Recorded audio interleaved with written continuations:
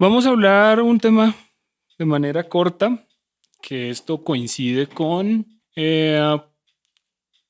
cuando pasó el día de Yom Teruah, el día de trompetas, y pasó luego el día de Yom Kippur, estas festividades. A Yom Teruah también se le conoce como, pues, como el día de trompetas, pero en el mundo judío se le conoce como Rosh Hashanah o la cabeza del inicio del año. Es del inicio del año secular como civil, ¿sí? Algo así, como si fuera enero. Pero entonces en este pedazo, más o menos por esa semana, se termina de leer toda la Torá, es decir, todos los libros de Moisés se terminan por completo. Como les digo, cada sábado se leía una porción y pues se va transcurriendo durante todo el año por cada porción hasta que se acaba toda la Torá. Y vuelven a empezar, y vuelven a empezar. En el año leían toda la Torah una y otra vez, junto con otra porción que se llama Haftarah, que es lo mismo, pero con los libros de los profetas. Dividen a los libros de los profetas en una porcioncita que habla más o menos de lo mismo o tiene relación con lo que habla la porción de la Torah. Entonces, hoy estaríamos ya reiniciando toda la Torah. De hecho, vamos como en la segunda, tercera porción. La primera es Bereshit, es decir, en el principio o Génesis, el principio, principio. ¿Por qué se llaman así? Porque es la primera palabra de esa porción. Se llama Bereshit o en el principio, porque así empieza la palabra. Génesis 1.1, en el principio. Aunque es curioso porque en hebreo se puede decir en el principio o con el principio. Y no es cuestión de interpretación, se puede leer de ambas formas y ambas tienen mucho significado. Luego, entonces, en el principio, luego viene la porción de Noé. Génesis arranca y dice, Noé era una persona, tal, tal. Y luego viene esta porción que se llama Lej Lejá. Y acá es donde empiezan a hablar con Abraham, ¿sí? Es justo cuando el siguiente versículo a que dice, y fueron los días de Taré 205 años, y murió Taré en Harán, y ahí empieza Lej Lejá, es decir, Génesis 12.1. Vamos a empezar ahí. Génesis 12.1 ya nos relata un pedacito de la historia de Abraham, y vamos a tener, o sea, a mí me gusta esto, me trae mucho deleite estas cosas porque hay muchos detallitos que, al menos en lo personal, yo nunca había visto, nunca, y Dios me ha permitido poder verlos, notar ciertas cosas como tan bonitas que, que son, no sé, llenan mucho.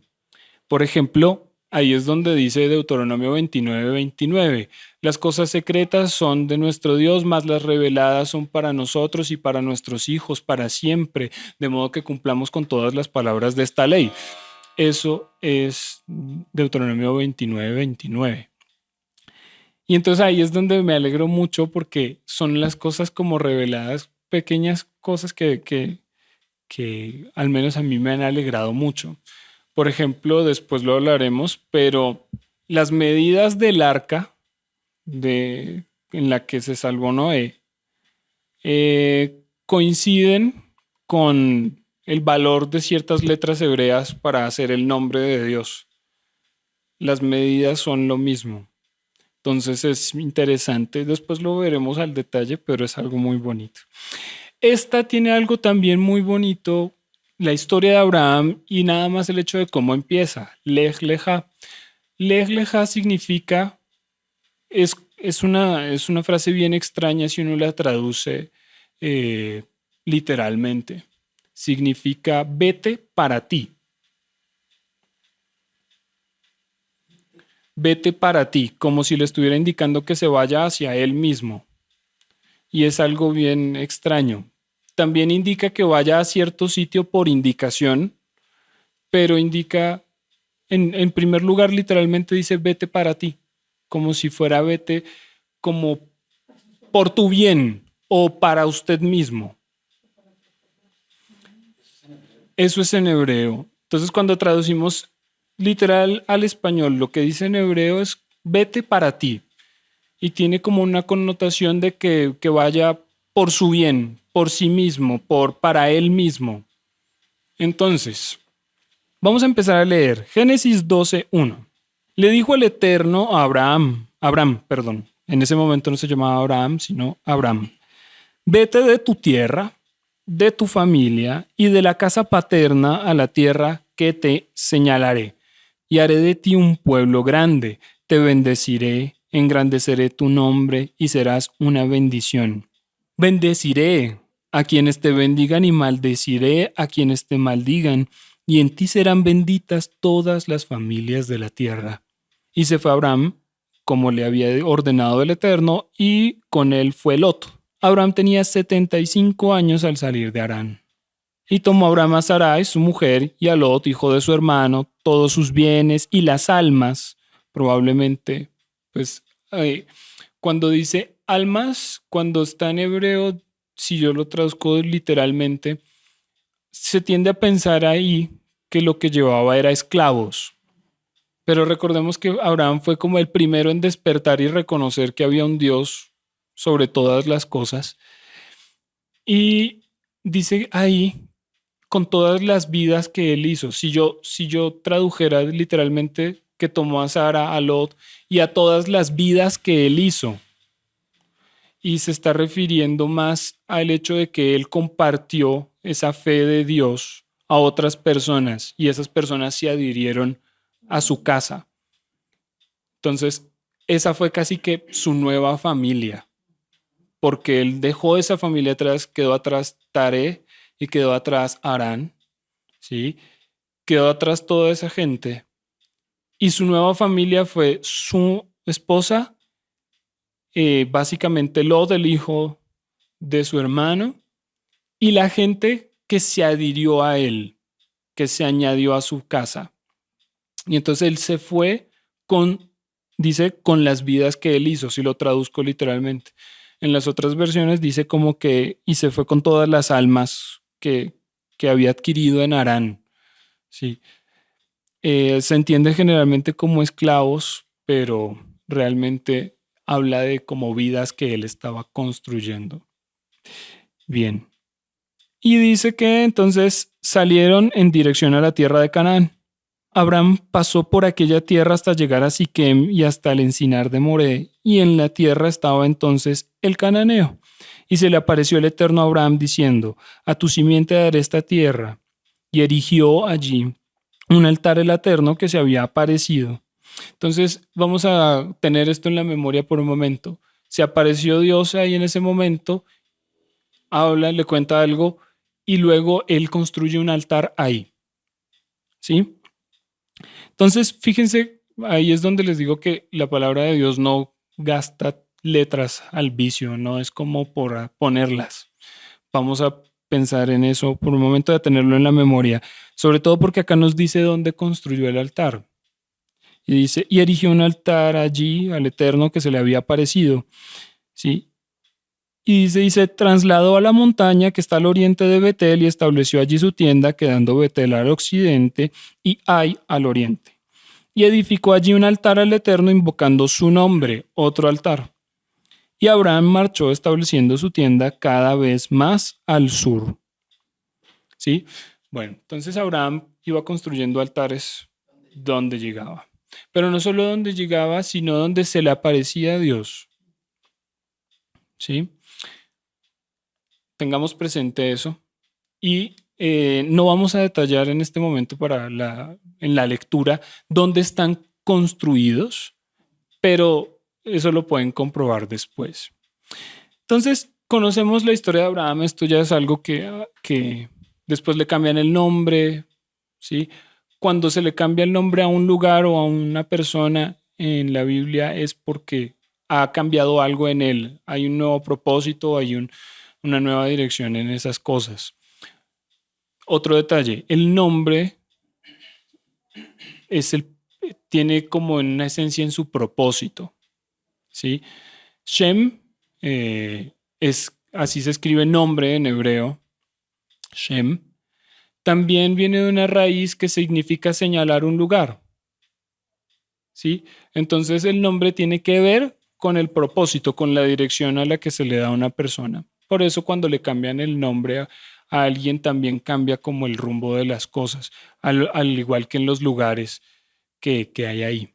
Bueno, entonces conocemos la historia de Abraham, todo lo que él hizo, ¿sí? Después de esto dice que él tiene varios tropezones por el camino, sobre todo por el hambre que ocurrió en, en su momento.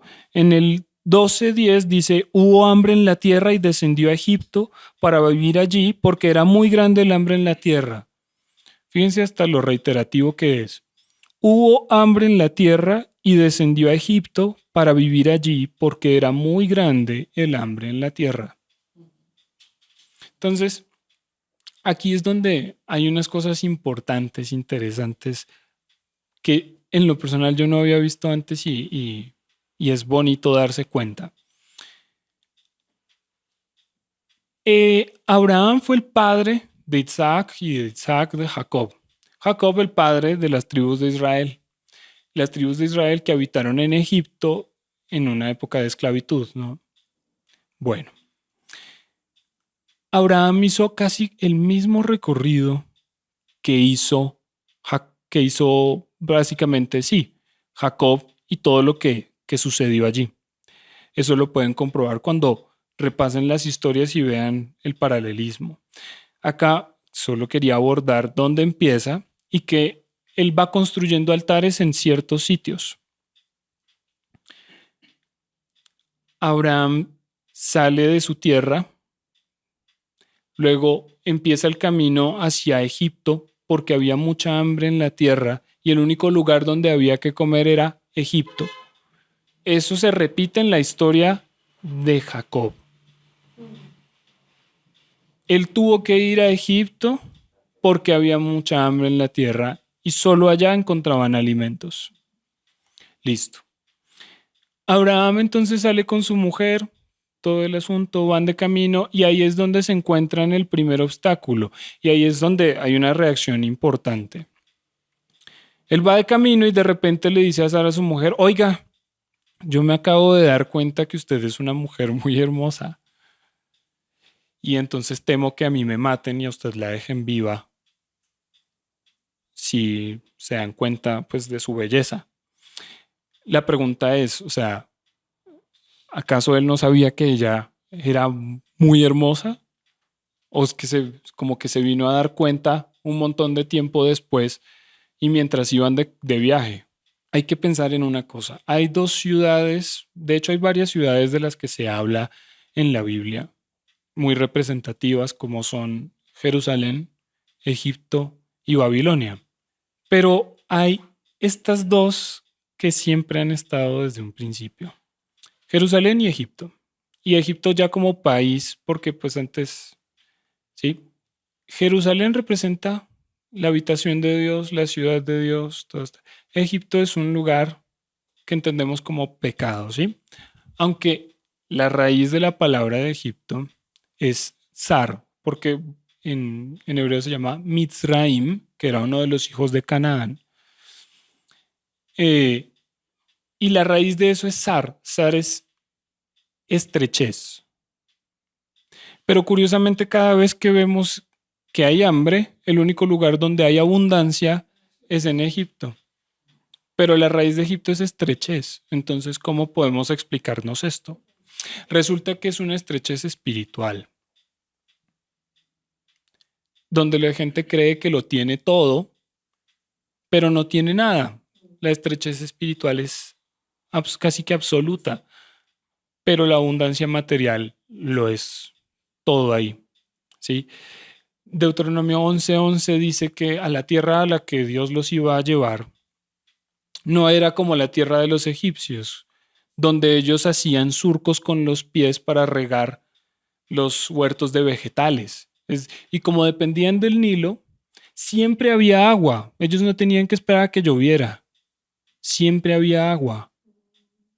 Entonces ellos lo que hacían era con los pies, hacían unos surcos en la tierra para desviar el río y regar sus plantaciones, por lo tanto siempre había comida, porque ellos no tenían que esperar a que lloviera. Pero entonces Dios les dice así: esta tierra a la que yo los llevo no es como allá.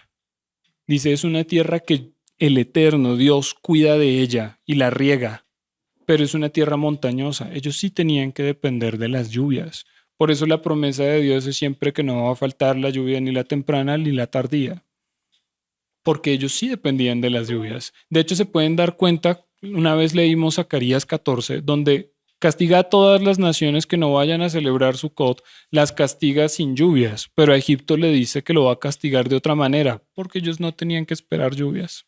Entonces, es un lugar de estrechez espiritual. Y es por eso que cuando Abraham sale con su esposa y van ya rumbo a Egipto y ya van casi que llegando, él dice, oiga, me acabo de dar cuenta que usted es hermosísima. Porque como él ya iba camino a un lugar de estrechez espiritual, empezó a ver solo lo físico. Y entonces él, claro, él sabía que ella era hermosísima, pero no había notado o no había puesto su atención directamente en eso, en lo físico, sino que fue llegando a Egipto, que es el lugar de estrechez espiritual, donde ahora solo podía ver lo físico como lo primero.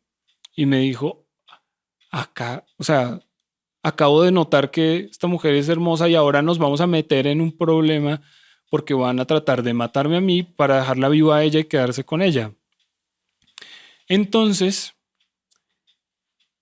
eso es lo que va pasando. Cuando nos dirigimos hacia un lugar de estrechez espiritual, nuestras prioridades cambian y nuestra visión de las cosas también se transforma, como le sucedió a Abraham. Yendo de camino a Egipto, ahora pudo ver solamente la belleza física de Sara. Bueno, pero entonces vamos viendo lo que va sucediendo. Van de camino a Egipto. ¿Por qué? Porque allá es donde solo hay comida. Lo mismo que le sucedió a Jacob, yendo allá porque solamente había comida allá. No olvidemos los altares que construyó Abraham. Luego de eso, vamos a ver una intervención curiosa. Uno de los primeros reyes que se encuentra con Abraham y Sara, efectivamente la encuentra muy bella y la toma. Él dijo, diga que usted es mi hermana. Y no estaba mintiendo, realmente era casi su hermana. Usted no, o sea, aquí usted y yo no somos nada porque es que donde me matan, donde sepan. Pero el caso es que en ese primer rey la toma y empezó literalmente una peste sobre esa ciudad. Entonces ahora no solamente vamos a ver los personajes, Abraham, su esposa y Dios trayendo una mortandad en esa ciudad. Ahora vamos a ver un hombre, una mujer y plagas en una ciudad. ¿Listo? ¿Qué sucedió con Jacob?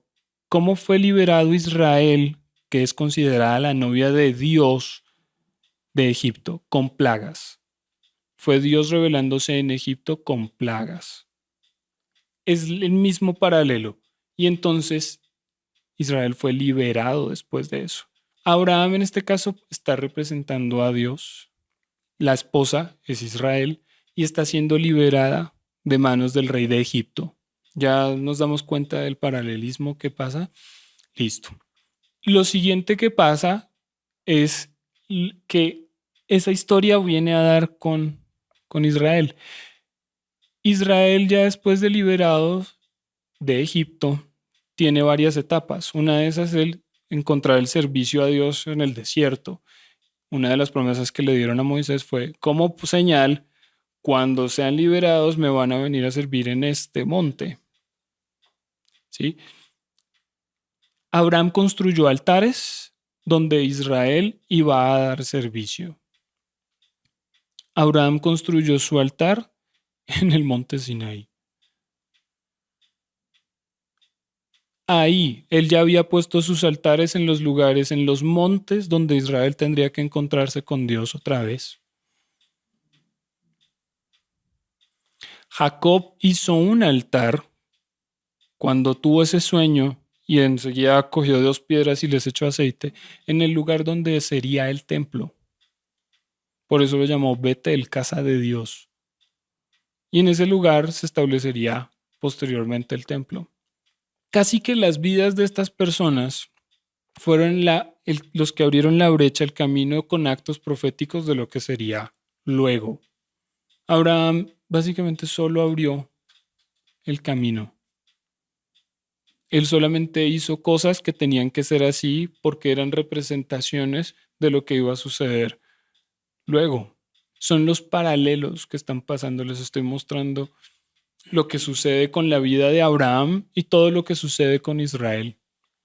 Tanto en su llegada a Egipto, de cómo llegaron a Egipto y fue por el hambre, y de cómo fueron liberados de esos momentos. Cuando Israel salió de Egipto, una de las cosas que sucedió fue que la gente les empezó a dar sus alhajas de oro y todo esto, y salieron ricos, como le había dicho Dios a Abraham, que ese pueblo iba a salir. Ahora miremos, ahora miremos qué pasó con Abraham y su esposa cuando fueron liberados de esa primera ciudad. Le dijeron, sabe que tome a su esposa y váyase. Y además le dieron un montón de bienes. Y Abraham salió de allá prosperado. Fue lo mismo que sucedió con el pueblo de Israel. ¿Se dan cuenta de los paralelos? Entonces, todas estas cosas, tenemos que entender que muchas cosas en nuestra vida a veces solo son los actos proféticos de cosas que vamos a vivir o que nuestros hijos van a vivir. No necesariamente nosotros, como el caso de Abraham. A Abraham creo que todos entendemos que se le dio una promesa de ver millares de hijos. Y él solo vio uno y casi lo mata. Isaac vio dos y Jacob vio 12. Y aún así todavía no correspondían a los millares y Abraham no vio los 12 hijos de Jacob. Entonces, son los actos proféticos, ¿sí? Y además tenemos que entender que nuestras generaciones son extensiones de nosotros mismos. Así que de alguna manera sí vivimos o hacemos parte de todo eso. Pero muchas de las cosas que vivimos sin darnos cuenta son actos proféticos. A veces estamos en una situación que nos parece extraña de por qué esta persona estaba aquí hoy o por qué me pasó esto o aquello y todo fue de una manera tan extraña y todo tan sincronizado y fue tan extraño para esto. Seguramente usted estaba en ese momento haciendo un acto profético sin darse cuenta. A mí me ha pasado y que después Dios me ha permitido ver que era un acto profético, pero generalmente estamos viviendo a veces días en los que parece que no está pasando nada y estamos viviendo un acto profético o estamos en un momento en el que todo es profecía de lo que viene y no nos estamos dando cuenta. Y la verdad es que usted no tiene que darse cuenta. A veces solo es la gracia de Dios que nos deje ver qué está pasando, porque ese es el problema, nuestro afán de comprenderlo todo. Y la verdad es que nosotros no tenemos por qué comprenderlo todo. Una de las cosas más difíciles para nosotros los humanos es estar en el vacío, en la incertidumbre. Es algo muy difícil de soportar estar en un momento de confusión o de incertidumbre o el no hallar una respuesta, una explicación para. Pero es que la verdad, usted no tiene por qué entenderlo todo. No tenemos por qué entender por qué pasa todo lo que pasa. Dios tiene siempre un propósito y no solo uno. Yo he sido testigo de que con una sola cosa que hace, un solo evento que sucede, se arreglan 3 o 4 cosas. Y ese se arreglan no es que a mis ojos estén bien o que sea algo que me traiga alegría, sino que a veces todo se desbarata con una sola cosa y uno cree que es a mal, después se entera que es a bien.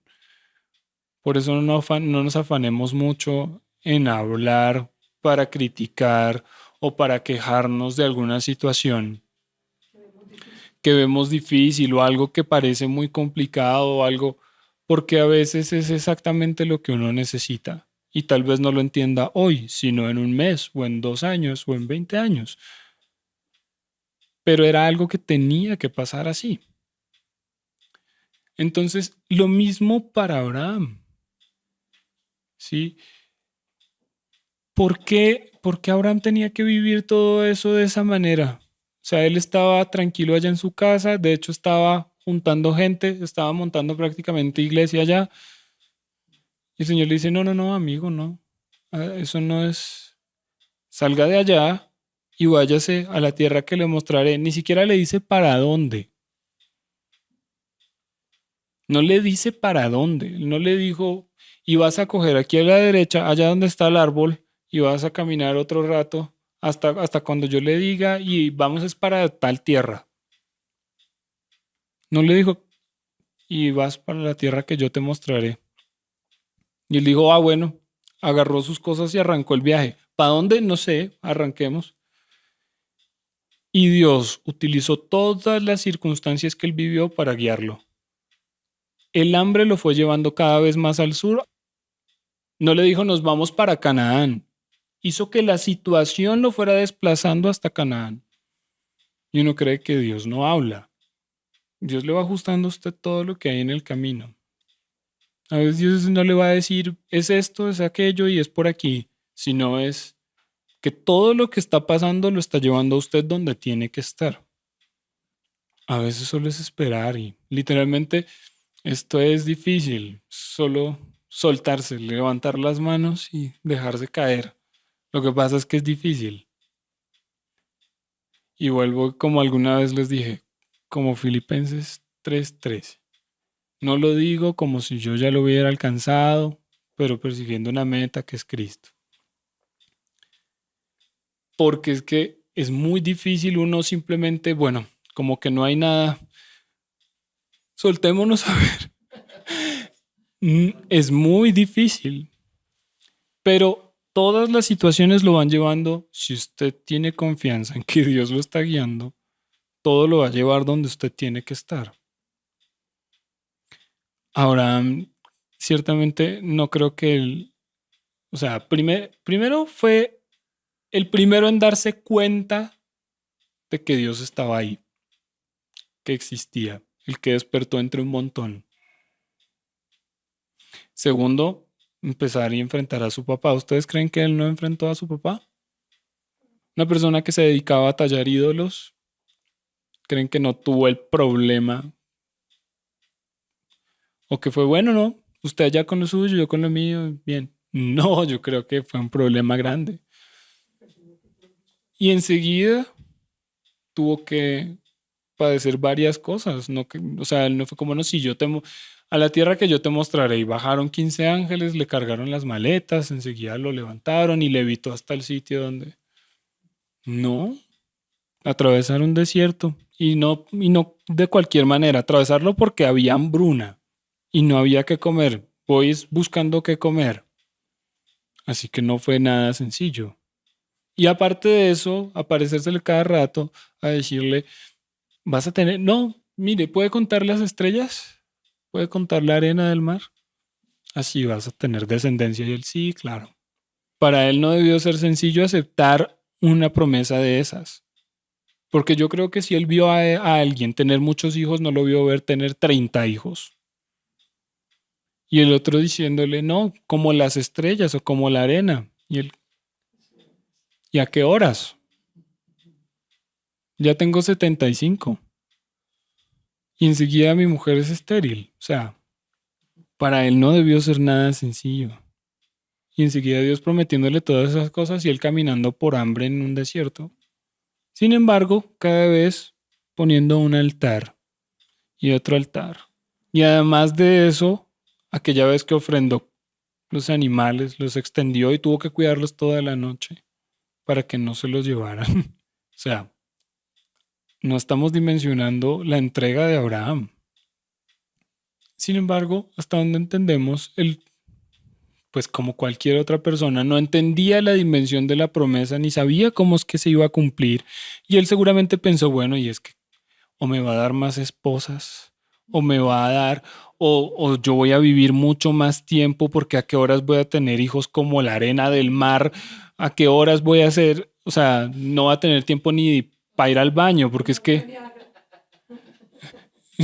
no, 75 años y además no hay, o sea, no voy a poder ni ir al baño todo el día engendrando hijos porque a qué horas como la arena del mar o como las estrellas y me va a tener que dar muchas esposas porque la que tengo es estéril.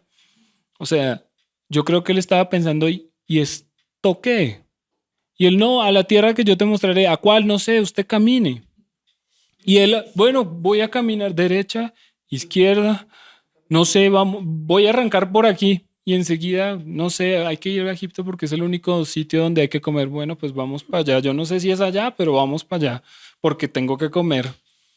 Y enseguida, atravesando un desierto, pasando hambre. Es que no es sencillo.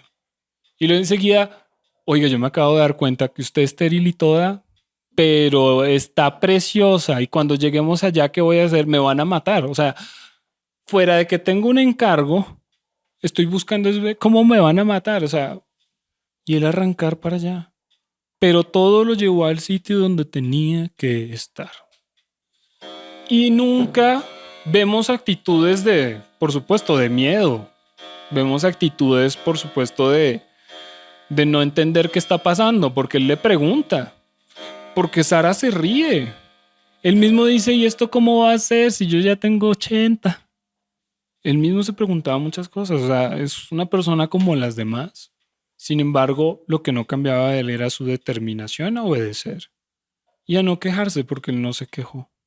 A hacer lo que tenía que hacer. Entonces, vuelvo y les digo, él no sabía si caminar a la derecha o a la izquierda, él solo fue a Egipto porque tenía hambre. La situación le estaba indicando por dónde ir. ¿Y qué situación? Desde que están diciendo, y entonces había mucha hambre en la tierra y está, porque había mucha hambre. O sea, está siendo reiterativo, es porque en serio el hambre era toda. Y él literalmente va por donde va, construyendo altares cada vez que Dios se le aparece. Y todo lo que él vivió era un acto profético de lo que pasaría con el pueblo que nacería de él. Si Dios le dice, mira, te voy a poner a pasar un hambre tenaz para que tengas que bajar allá. Y enseguida vas a tener que vivir esto y esto y esto, porque eso es lo que tiene que pasar. Y como usted es una representación mía y su esposa pues es Israel y todo esto, pues lo siento amigo, te tocó hacer la obra de teatro, la peor obra de teatro porque te va a tocar vivir en carne propia todo lo que va a pasar en 400 años. Él dice, sí, gracias. No, no, mejor no, gracias. Él vivió lo que tenía que vivir porque su vida era eso, ese acto profético, ese abrir ese camino. Pero no lo sabía. Y si se lo explicaban seguramente se negaba. Pero le dejaron vivir todas estas cosas por un propósito que había. La construcción de sus altares resultaría en los sitios donde sirvió Israel. Entonces, todo lo que nosotros hacemos hoy es un acto profético para nosotros o para nuestros hijos o para inclusive nuestra comunidad, no lo sabemos.